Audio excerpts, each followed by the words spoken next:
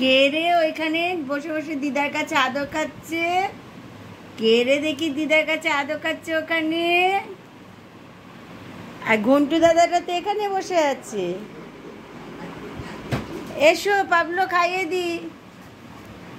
দিদার কাছে এখন ঘোড়ার মতন লাফিয়ে লাফিয়ে লাফিয়ে লাফিয়ে আদর খাওয়া হচ্ছে। আসো।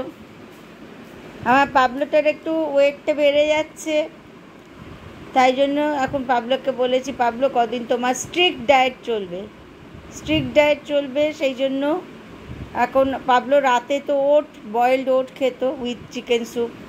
তো ওটটা আমি কয়েকদিনের জন্য বন্ধ করলাম, কারণ ওটটা অনেক লং টার্ম খাচ্ছিল রাতে।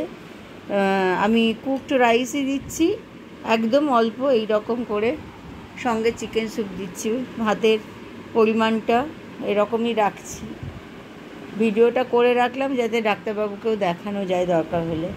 আজকে এইটুকুই খাওয়াবো পাবলোকে তো রাতে। আর সকালেও কিন্তু দুপুরেও এই রকমই খাই। হ্যাঁ, দুপুরের যে ভাতটা খায় সেটা এই রকমই খায়, কিন্তু তাতেও কেন ওয়েটটা একটু বাড়ছে আমি বুঝতে পারছি না।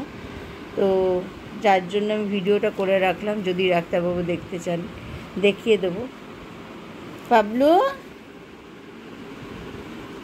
সবজিটা বেশি দিয়ে বিনসও এনে রেখেছি, কালকে চিকেন স্যুপের সঙ্গে একটু বিনসও মিশিয়ে দেওয়া হবে। পাবলুর মাকে বলে দেবো যে বিনস দিয়ে রান্না করতে।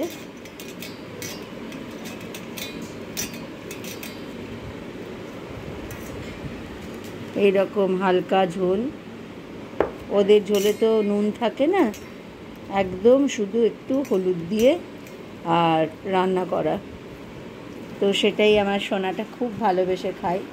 হ্যাঁ, একটু খেলাধুলাটা কম হচ্ছে বোধহয়, জানি না, আমার ব্যস্ততার জন্য। এনিওয়ে, পাবলোকে খাইয়ে নিই, পরে আবার দেখা হবে। এটাই পাবলোর ডায়েটের জন্য আজকে থেকে খাবার।